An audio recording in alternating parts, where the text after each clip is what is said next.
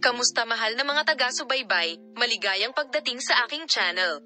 Ngayon ay ibabahagi ko sa iyo ang isang magandang video tungkol sa sila Turkoglu. Bago lumipat sa aking video, huwag kalimutang mag-subscribe sa aking channel, i-like at ibahagi ang aking video.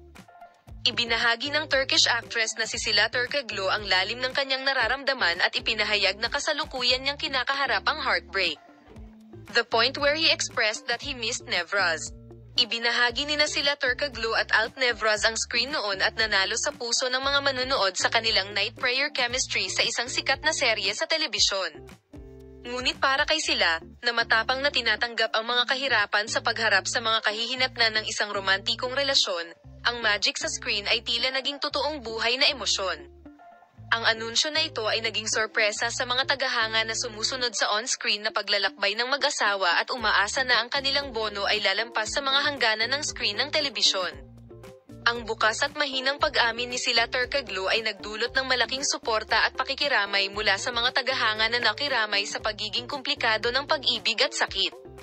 Nagbahagi si Sila Turkoglu ng nakakaantig na mensahe sa kanyang mga social media account, na nagpapahayag ng sakit at nostalgia na kanyang naramdaman, lalo na sa pagkawala ng Alt Nevraz. Salamat sa lahat sa panonood ng aking video. Paalam, makita ka sa mga bagong video.